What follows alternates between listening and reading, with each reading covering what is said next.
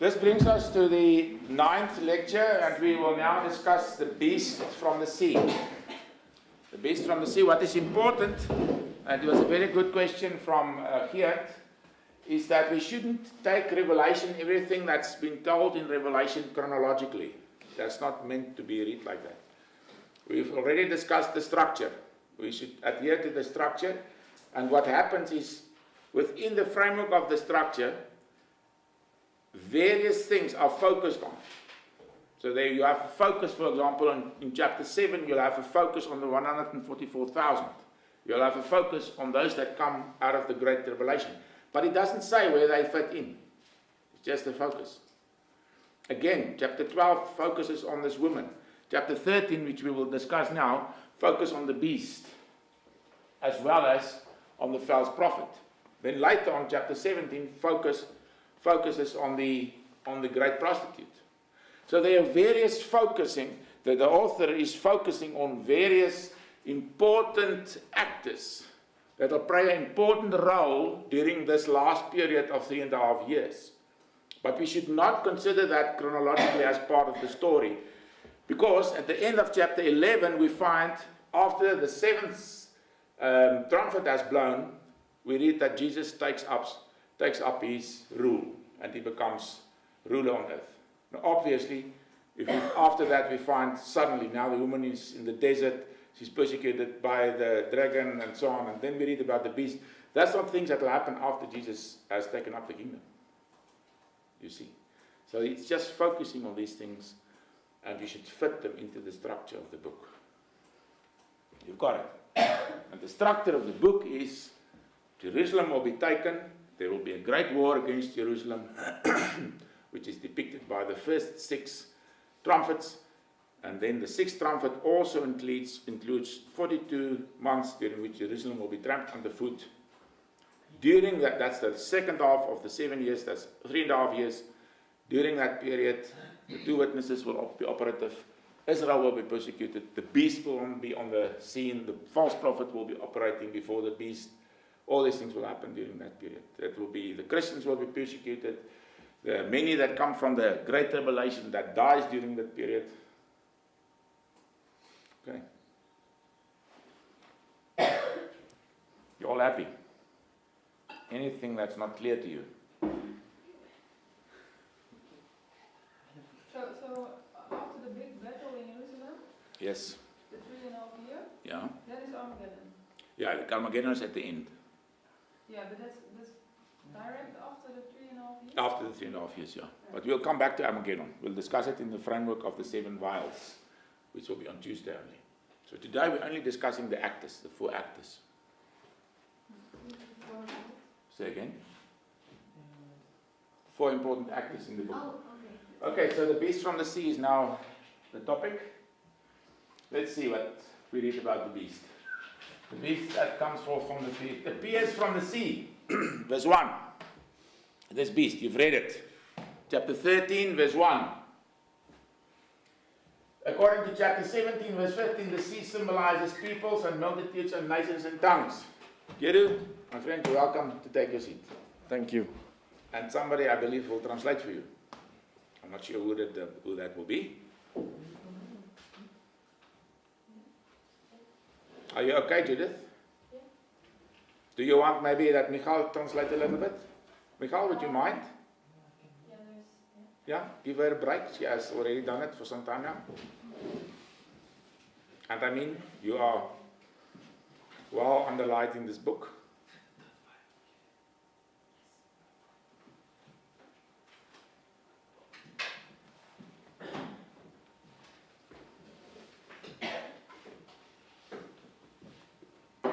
So we're discussing the beast from the sea. Chapter 13, Revelation chapter 13. And we see that the sea has it symbolizes something. Symbolizes people and multitudes and nations and tongues. So he arises out of the nations, out of the people. He's popular. A popular leader. This beast has 7 heads and 10 horns. What other creature also had 7 heads and 10 horns? Dragon. Yes, depicted in just the previous chapter 11. But what is the difference between the 7 heads and 10 horns that we find regarding the dragon and those regarding the beast. What is the difference? The careful reader will know it. Yes, Sean? I think, how do you say, Think about crowns. yeah, in the first it's on the horns and then it's on the heads. Yeah, in the case of the dragon, the 7 crowns is on the 7 heads. In the case of the beast, it's on the horns. Yes, Judith? Yes. That's what you wanted to say. And the blasphemous names, is that? Yeah, there's some other differences also, because remember the dragon is red and so on, but I don't want to go into all the detail now. So it has 7 heads and 10 horns, with 10 crowns on the heads, on the horns, sorry. It's a composite of various other beasts, of a leopard, a bear, a lion, and a beast with 10 horns. Okay, so we have done the book of Daniel, and there we found these 4 animals. In which chapter, Jacobin? 7. Yes. Good. Okay, so these appear in Daniel 7, and they also appear there coming forth from the sea, in the same way that this composite beast appears from the sea. On his head is the name of blasphemy. He speaks great things and blasphemies, verse 5. He blasphemies against God, his name, and his tabernacle in heaven. He receives his power, his seat, and great authority from the dragon. The dragon stands behind him. The dragon is the one who gives him the seat of power, his great authority, and everything that he has is received from the dragon, which is the Satan. So the Bible is very clear that Satan gives him this authority, gives him the power, the authority, and the power, his seat, and great authority. One of the heads of the beast is wounded to death, but it heals again. Verse 3. It's wounded to death, but it heals again. Although the wound is to one of the heads, the beast himself is mortally wounded and healed. So, this wound is to the head, to one of his 7 heads, but it's actually the beast himself is deadly wounded due to that. And then he's mortally wounded, means to death, and he is healed again. This may be the reason why the world wander after the beast, verse 3, and worship the Satan, that's the dragon, as well as the beast. Once this beast came back from the dead, it's a remarkable thing that happened. It's a miracle, an enormous miracle. And the whole world goes after wonders, says the Bible, after the beast, and worship the Satan and the beast. The Satan who gives the beast the power. The beast is a great warrior king. Great warrior king, because we read, who is able to make war with him? Who can make war with him? He's the greatest conqueror of time, of all time. Who can make war against him? He's extremely powerful. So he's a warrior king, and he receives power over all kindreds, tongues, and nations. Verse 7. So he's a mighty ruler over a very large part of the earth, at least. He also makes war against the saints and overcomes them. So he conquers the saints in a certain sense. In which sense? This may refer to his persecution of the saints, and he overcame them by killing them. So many saints are killed during this period. This is what we read in chapter 7, where we saw that there's a great multitude that can't be counted, and they came forth from the great tribulation. They died during that period. And he does these things for 42 months. Yes? So the saints are the Israel, right? No, in this case it's the saints. But like in 12 we saw that it's Israel. No, the woman is Israel. Yeah, but what is the... Now it's the saints. Why? That's the difference. The saints, remember, Revelation is a New Testament book. It's written to the church. So when it refers to saints, it refers to Christians, people that believe in Jesus. Right through the book, this is the center issue, is that Christians will be persecuted. And Christians have been persecuted and will be persecuted at the end of times. The woman is depicted as something very special within this framework and refers to the people of Israel. So chapter 13 is not in Jerusalem. Well, many of these things happen in Jerusalem, but remember, he conquers the large part of the world. He rules over kindreds, tongues, and nations, far beyond the people of Israel.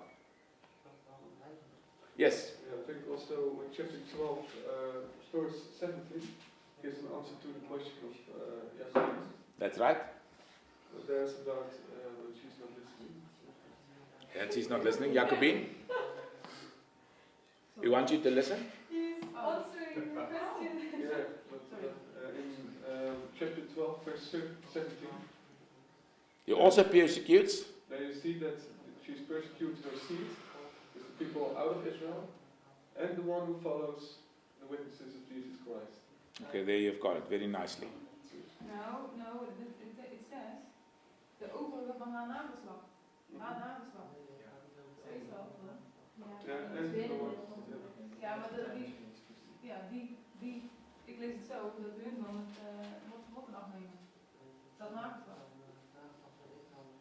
Dat lees ik zo. Yeah, what it says there, in my opinion, is he persecutes the people of Israel as well as the other descendants. In that other descendants is, remember, the church in a certain sense has also come forth out of her, and then he clearly says there it's the children of God, Christians that is also persecuted.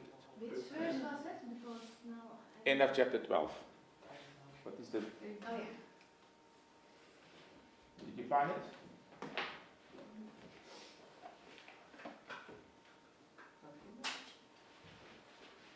So it's important to distinguish that the woman is not the church. It's also not even the Jewish church. The woman is Israel. She has not yet come to faith. It's the people of Israel that's referred to there. And then, in my Bible it says, and the dragon was wroth with the woman, and went to make war with the remnant of her seed, which keep the commandments of God and have the testimony of Jesus Christ. So they say they love the Lord Jesus. But he calls here he calls her the remnants of her seed. So in a certain sense, the church has also come forth from Israel. Remember, the first church were Jewish, first Christians. So I think we should read this in that context. Okay. What is the problem? Remnant is that is left over. Those that. Yeah, but it's in the context of Israel. Yeah, but remember, Israel is the Jews, okay? And the early church were all Jews, were Jewish Christians. So the church came forth out of Israel in the same way that Jesus came forth out of Israel. So here, when he refers to the remnants and those that of the seed of Israel that came forth from Israel, he clearly says they serve the Lord Jesus. So it refers to the Christians, to the church. Okay. So the woman herself is different. She's persecuted as well as this group that serves the Lord Jesus. There are two groups. It clearly says he persecutes the woman, you see, which is Israel, and he also persecutes these remnants that's descended from her in a certain sense, but who loves the Lord Jesus. Okay. You happy with that? Yeah, I think about it. You can think about it. Okay, I think let's proceed. So one of the heads of the beast is wounded to death, but it heals again. Although the wound is to one of his heads, the beast himself is mortally wounded and healed. This may be the reason why all the world wander after the beast and worship the Satan as well as the beast. The beast is a great warrior king, we've seen that. Who is able to make war against him? He receives power over all kindreds, tongues, and nations, not only Israel. He also makes war against the saints and overcome them, which is clearly referring to the church and those that serve the Lord Jesus. And he does these things for 42 months. We just referred to the 3.5 years. So there are many references to the 3.5 years. Chapter 11 is referred to chapter 12. Chapter 12 is referred to chapter 13 is referred to. That is the same period.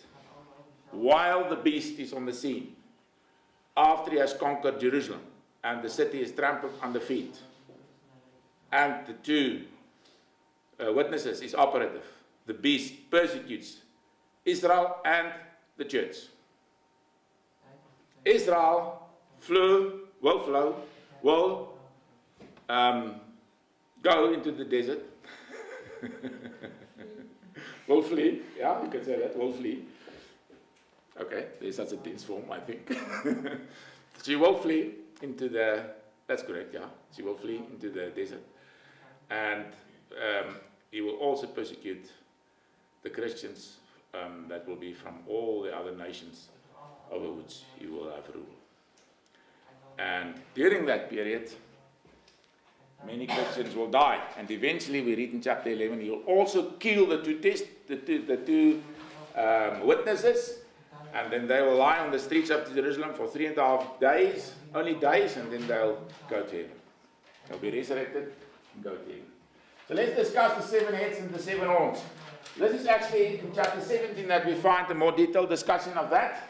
The 7 heads, it says, is 7 mountains on which the woman sits.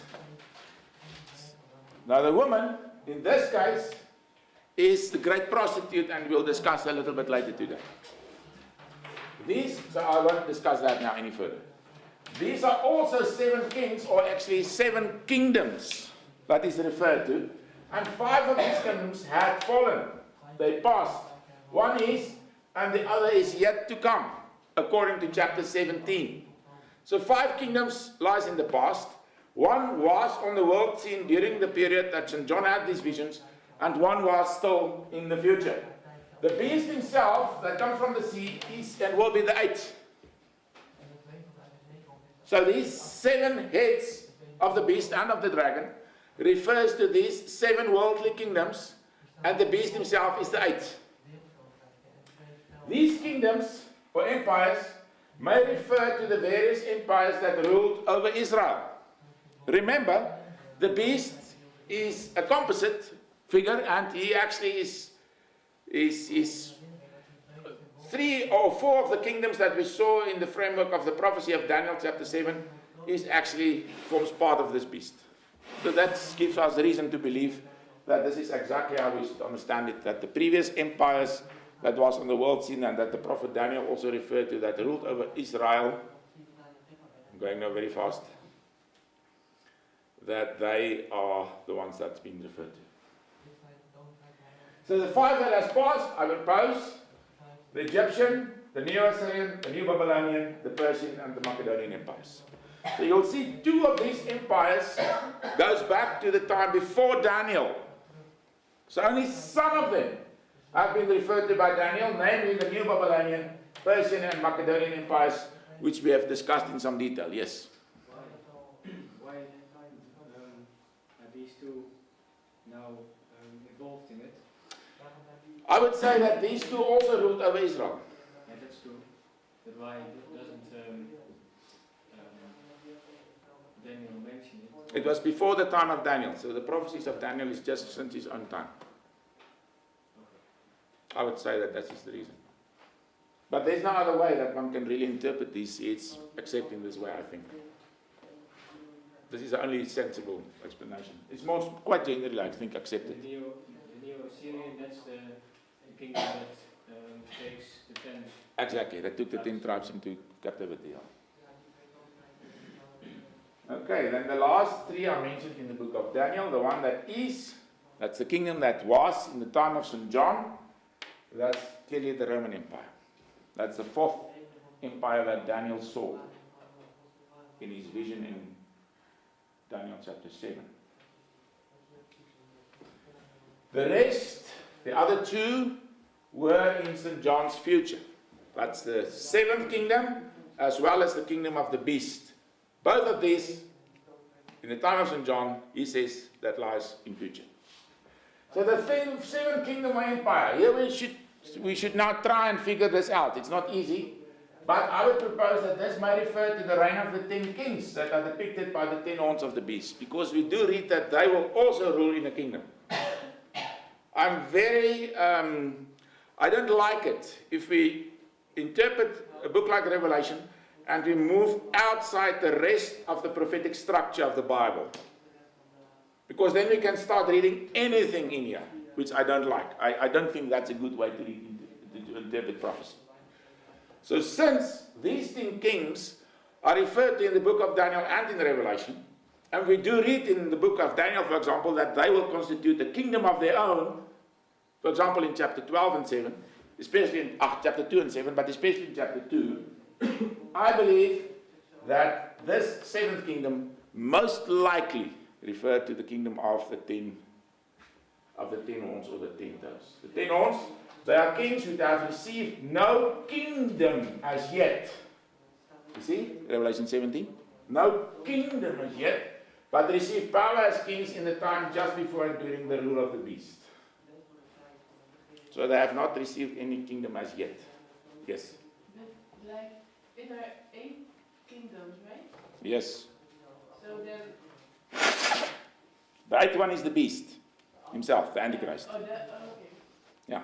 So the seventh one, if this is the great kingdom over which the 10 kings rule, then maybe the European, we've discussed it, the European Union will grow and become a great empire, and 10 rulers will rule over that, and that will be an empire just before the final reign when the Antichrist comes and he sets up his own empire.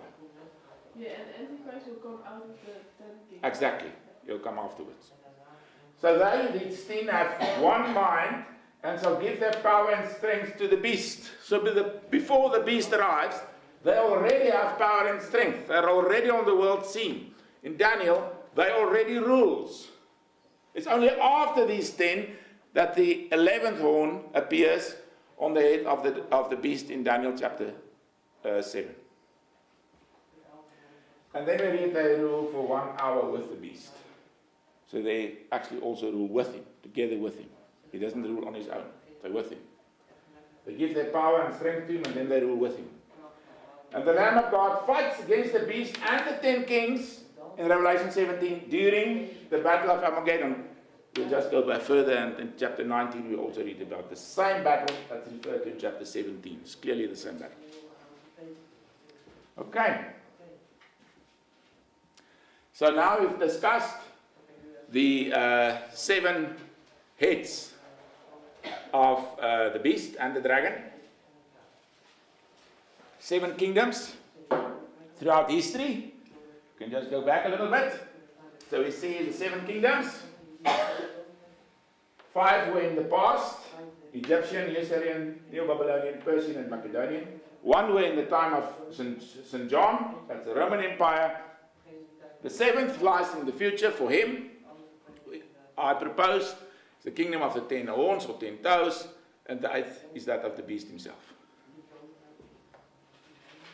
And what is 1 hour? 1 hour.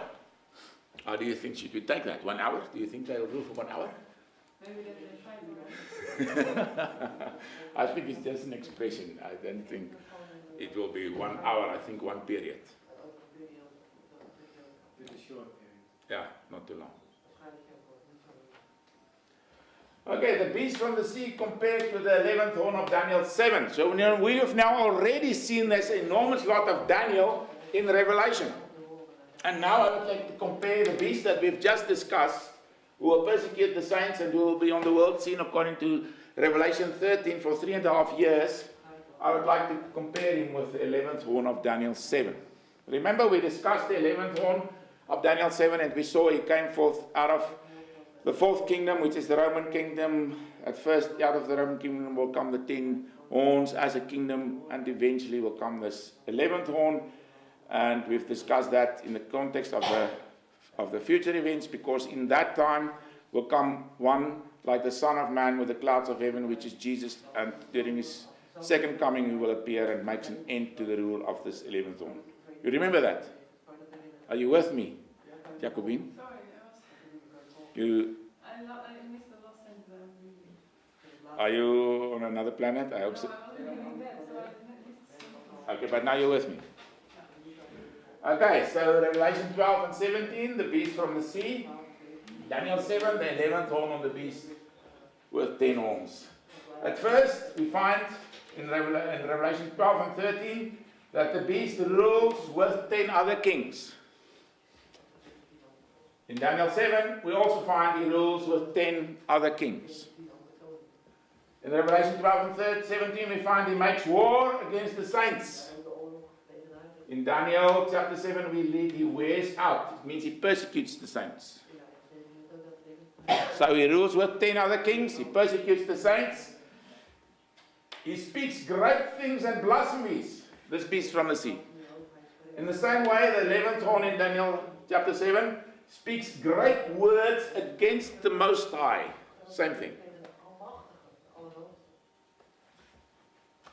Okay, and then we read that the beast the persecution in the time of the beast's rule will be for 42 months.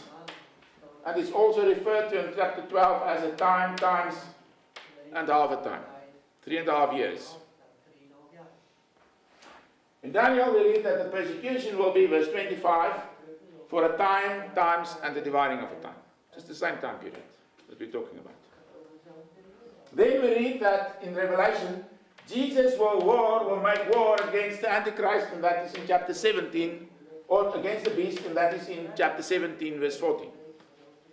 He will fight against them. But in Revelation, in Daniel 7, we also read that God will eventually remove the horn. He will be judged. Clearly, at the time of the second coming. In Revelation, we read that when after Jesus has warred against the beast, he receives the kingdom. He receives kingship, and we find that in those passages in Revelation. The same is in Daniel 7. Jesus, the Son of Man, coming with the clouds of heaven, receives eternal kingship. He receives an eternal kingdom.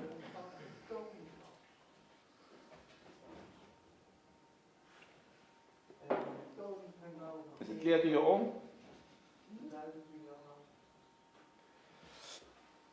Okay, so both these passages obviously refer to the same person, namely the Antichrist, against whom Christ himself will make war against the great battle of Armageddon.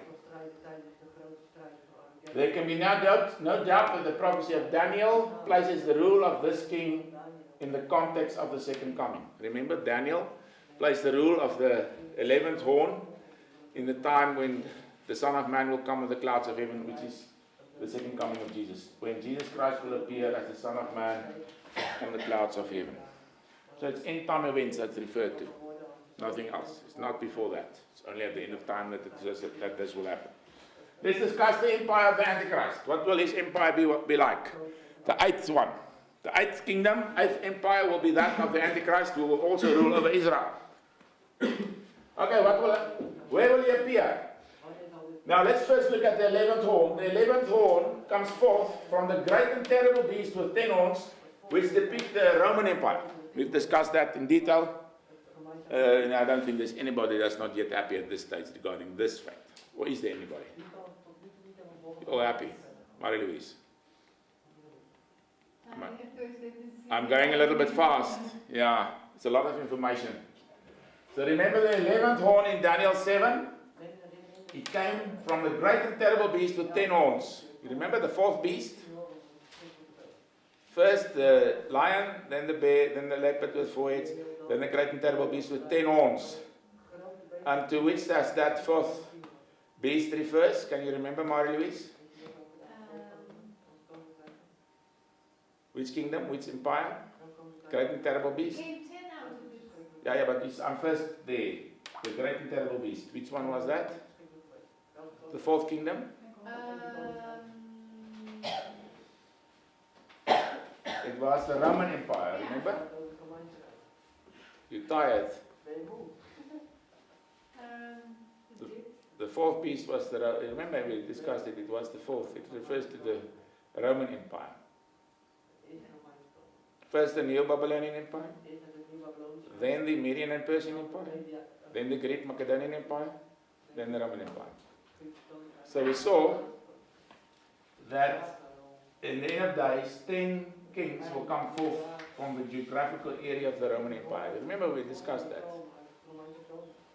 So he will therefore appear, this 11th beast, which is now the same as the beast of Revelation 13, in the geographical area of the old Roman Empire. Okay.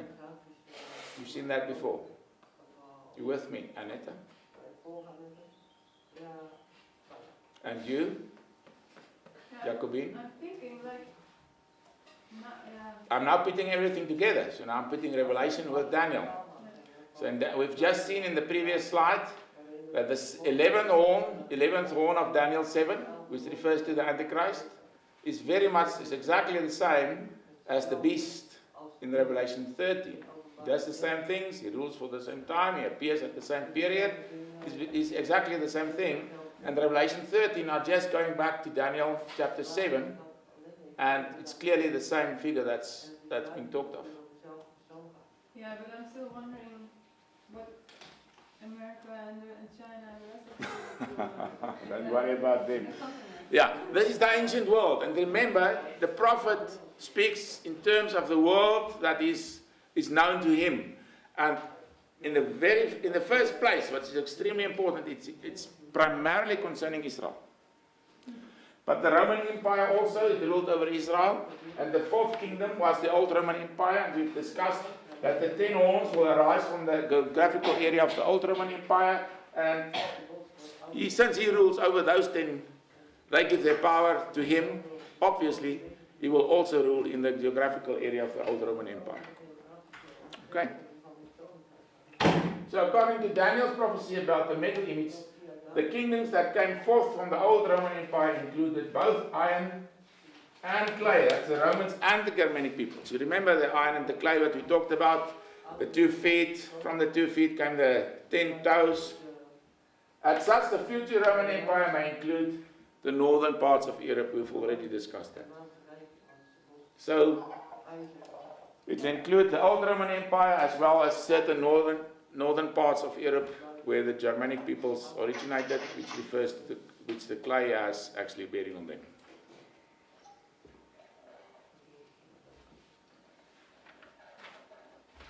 Sure, I'm nearly finished, but I still have a few slides.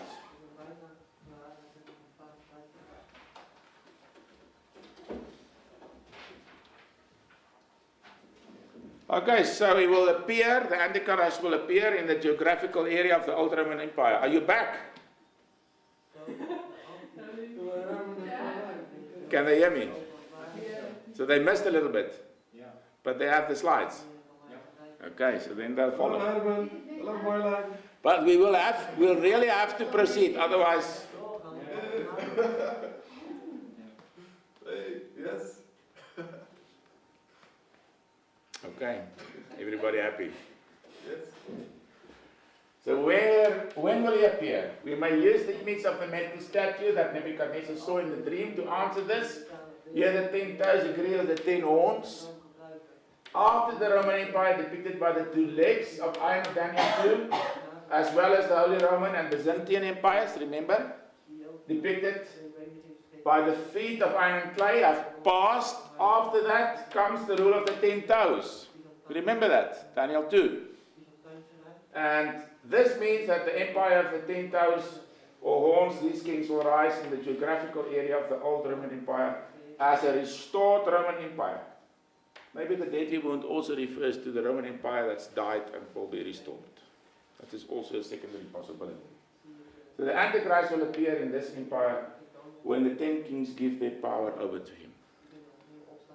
This is a lot of recapturing stuff that we've discussed already regarding the prophecies of Daniel. Okay, Trinanda? You with me? Yes. And you happy? So the geographical area, the geography of the empire of the Antichrist, the beast is composed of 4 beasts of Daniel 7, which refer to 4 historical empires, the New Babylonian, Persian, Macedonian of Alexander the Great, as well as his divisions in 4, and the Roman empires. And this means that this empire may include the geographical areas of all those empires. Which means the empire of the Antichrist may include the geographical area of the New Babylonian Empire, as well as that of the Persian Empire, as well as that of Alexander the Great, which was more or less the same, as well as the Roman Empire, as well as these areas that came after. So what this means is that the empire of the Antichrist will include an enormous geographical area up to India about. It will be a very large empire. It will not only include the geographical area of the old Roman Empire or Europe, it will also include areas outside that. Okay. Far beyond that. So, indeed, what happens on the same time is China and so and... China is beyond that. So remember we discussed Daniel 11, that that's maybe at the end of Daniel 11, verse 40 to 45, which may refer to the rule of the Antichrist. We saw that rumors from the north and the east will disrupt him, or will let him sleep, give him sleepless nights, maybe. Maybe that refers to Russia and China. But remember, China is totally outside the world, the ancient perspective of the prophet. So maybe the East, the kings of the East that we also will find a little bit later in Revelation, refers to China. But that's not clear. Everything there. Yeah, but now we're just referring to where will be the reign, the kingdom of the Antichrist. We're interested in the person of the Antichrist and his kingdom. And the fact that the beast which depicts the Antichrist consists of these four beasts together combined gives us reason to think that he will reign over all these areas. Yes. Yeah. No, but because of Daniel knew only this Yeah.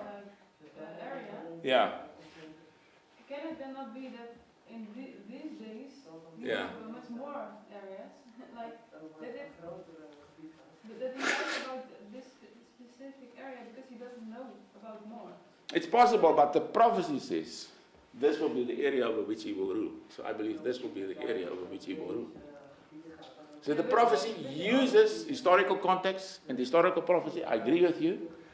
But I think the fact that he clearly says that this is the area is concerned gives me reason to believe that this will be where his empire, the ends of his empire. He won't rule, I don't think he will rule a larger area than this. My personal view. You may But they disagree. can be involved, maybe. They can, like America or something, can be involved or not. Yeah, they will be involved in the world scene, surely. And maybe in some way that America will support him or will be one of the countries that's in alliance with him. You know, you'll have alliances, obviously. Yeah, some people say it also because a lot of people in America, they actually come from Europe. Yeah, but I don't think we should go there. We should stay with the prophecy. That's what I told you. We shouldn't start with America and try to read it into the prophecy. No, that's true. Yeah, we should just stay with the prophecy. But like in that time when But let me just, I'm nearly finished. If I can just finish this, because with the next lecture I would like to start with something else.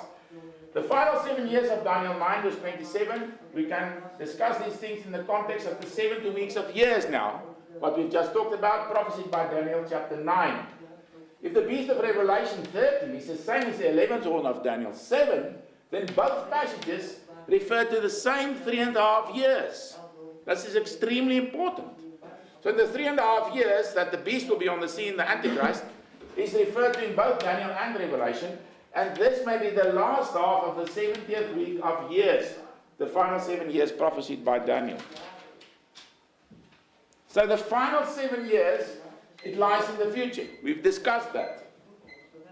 The Antichrist will be the prince that shall come. You remember we discussed that prophecy and we said that that will be the Antichrist, the prince that shall come, who belongs to the people who destroyed Jerusalem in 70, that's the Romans. So he'll come forth from the old Roman Empire. We've discussed that in detail. Are you with me, Marie-Louise? not really, because I feel because of the time we have to rush to the last part. You don't want to rush? Yeah. Okay, let's take a break and then you come back.